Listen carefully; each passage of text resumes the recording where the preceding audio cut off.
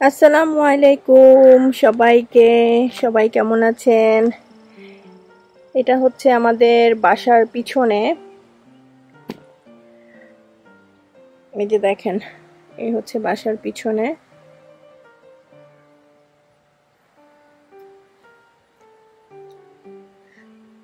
বাসার পিছনটা অনেক সুন্দর। এখন আমরা পুরোপুরি ভাবে সুন্দর করে গুছায় উঠতে পারি নাই।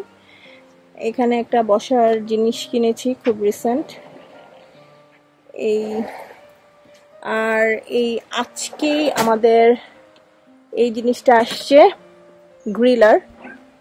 এখানে গ্রিল করে খাওয়ার জন্য আমরা এটা কিনেছি।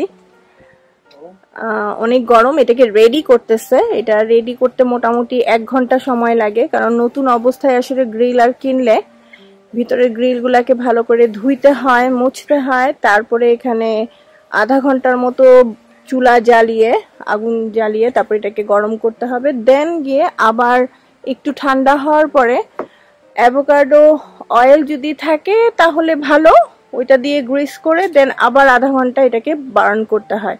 তাহলে যেটা দেখা যায় যে আপনার যে কোনো খাবার আমরা যখন এখানে বানাবো সহজে ওই গ্রিলের উপরে যেন লেগে না যায়, সেটা একটা কারণ, এবং গ্রিলটাও রেডি হয়ে যায় তখন।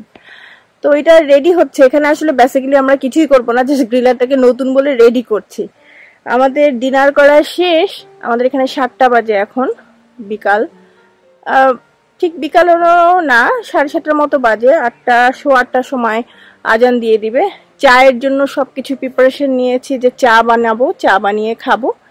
এই যে দুজন মিলে, মেহেদি অনেকক্ষণ কাজ করে একদম টায়ার্ড হয়ে গেছে, বসে আছে এখানে। আসেন আপনারা আমার সাথে চা বানাই। চায়ের পানি বসিয়ে দিয়েছি। চা আমি আসলে বেসিক্যালি এখানে আসার পরে চা খাই হচ্ছে গিয়ে বোতলের পানি দিয়ে, মানে এটা দিয়ে আমি চা বানিয়ে খাই সব সময়। আমি আসলে যে গ্যালনের যে দুধটা পাওয়া যায় সেটা দিয়ে আমার চা খেতে ভালো লাগে না, সো সেই জন্য আমি আসলে এটা দিয়ে চা বানিয়ে খাই সব সময়। এটার সাথে এভাপোরেটেড মিল্ক থাকে, রেডি করা একটা মিল্ক আছে ঘন কড়াই, ওইটা দিয়ে চা বানিয়ে খাই। সো কিভাবে চা বানাই আজকে আপনাদের সাথে শেয়ার করি এবং চা খাই। চলো, সবাই আমরা কম বেশি ভালো চা বানাতে পারি। তো এখানে আসলে কিছুই না, আপনাদের সাথে আসলে মেইনলি গল্প করার উদ্দেশ্যেই একটু চা বানানো। এখানে মোটামুটি আমি 2 চা চামচের থেকে একটু বেশি, এই যে দেখেন টিস্পুনটা একটু বড়, এটা দিয়ে 2 চা চামচ দিয়ে দিলাম চা পাতা। মজাই আলাদা, এরকম বাইরে বসে চা খাওয়ার মজাই আলাদা। না, ফ্যান ঘুরে দিলে তো আবার এখানের চুলাটা জ্বলবে না বাতাসে। না, জ্বলবে, কিন্তু এটা তো তোমার হবে বাতাস, মানে চুলার আগুনটা একবার এপাশে যাবে একবার ওপাশে যাবে, বেশিক্ষণ লাগবে না, 3-4 মিনিটে চা হয়ে যাবে। সম্পূর্ণ আরবি পড়ছে, ওর যদি এর মধ্যে আরবি পড়া হয়ে যায় তাহলে ওর সাথে অনেকদিন পর আপনাদের সাথে দেখা হবে। ও অনেক বড় হয়ে গেছে, অনেক লম্বা হয়ে গেছে, সো শেয়ার করব। আসুক, ও দেখি ওর কতক্ষণে পড়া হয়।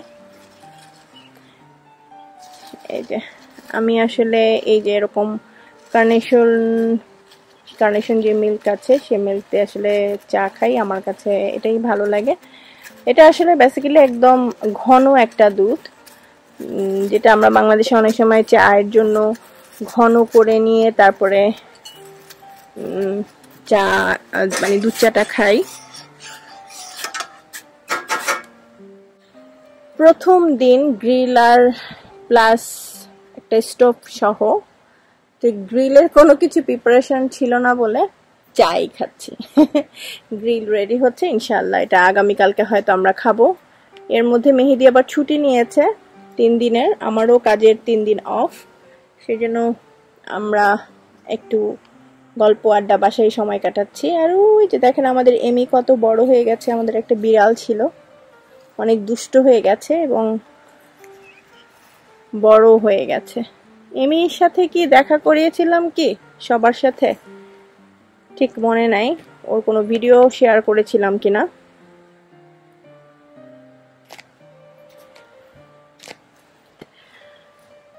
এখন আর বেশি কড়া করে চা খাবো না, বেশি কড়া করে চা খেলে দেখা যাবে যে আমার আর রাতে ঘুম আসবে না, একটু কম কড়া করেই চাটা খাবো।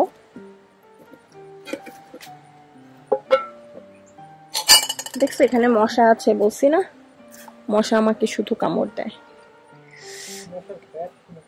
মশার ব্যাট কিনেও কোনো লাভ নাই। দেখেন চায়ের রংটা কি সুন্দর হয়েছে। কে কে আমার সাথে চা খাবেন একটু ক্লোজ করে দেখাই। গ্যাসের মধ্যে রান্না করে, মানে গ্যাসের যে চুলা বলে আসলে, এটাতে রান্না করার মজাই খুব আলাদা। এটা আমি খুব ফিল করেছি যখন আমেরিকাতে আসছি, তখনই অনেক বেশি ফিল করা হয়েছে। কারণ অ্যাপার্টমেন্টের বাসাগুলোতে সাধারণত এরকম থাকে না, বেশিরভাগ সময় স্টোভ, যেটা কারেন্টের যে চুলা বলে সেটা থাকে। ওইটাতে আমার রান্না করে একদম ভালো লাগতো না, কিন্তু কি করব, কিছুই করার নেই। চা কিন্তু হয়ে গেছে, চুলার আগুনটাকে কমিয়ে দিলাম একদম। এখন যেটা করব,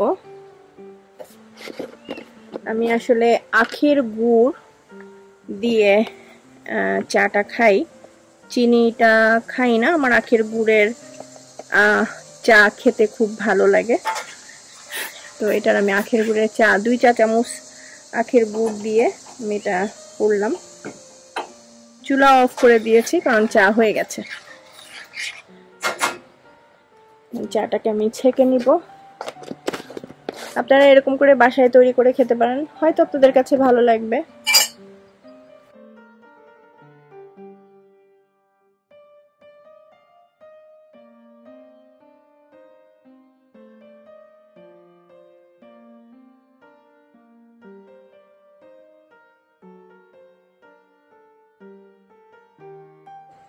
চা বানানো হয়ে গেছে।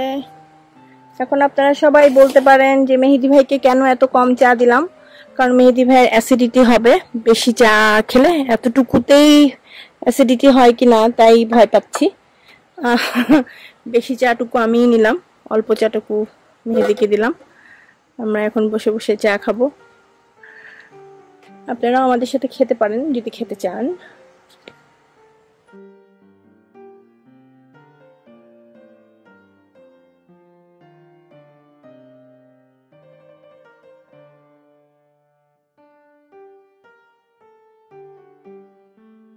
সম্পূর্ণার এখনো আসলে পড়া শেষ হয়নি, ওর মোটামুটি আধা ঘন্টা সময় লাগে আরবি পড়ে শেষ করতে।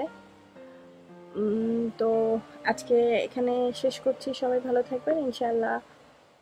নেক্সট টাইম সম্পূর্ণকে আবার দেখাবো। ওকে চেয়েছিলাম দেখাতে, কিন্তু আসলে এখনো পড়া শেষ করে উঠেনি। পড়া শেষ করে উঠলে দেখাতাম। ওর রুম আসলে এখান থেকে দেখা যায় উপরে দোতলায়। ওকে যদি আমি এখন এখান থেকে ডাকি ও শুনবে, কিন্তু ওর পড়ার ডিস্টার্ব হবে। তো এরকম চেষ্টা করব ছোট ছোট এরকম ভিডিও নিয়ে আপনাদের সামনে প্রায় সময় আসার জন্য। দোয়া করবেন আমাদের সবার জন্য যেন আমরা সুস্থ থাকি। এটাই হচ্ছে সবচেয়ে বড় একটা ব্যাপার, যে মানে আমাদের সুস্থ থাকাটা বিশাল বড় একটা নিয়ামত। আমার কাছে যেটা মনে হয় যে পৃথিবীতে সুস্থ থাকাটা খুব জরুরি। সবাই ভালো থাকবেন। আজকের ব্লগ এখানে শেষ করছি। আল্লাহ হাফেজ।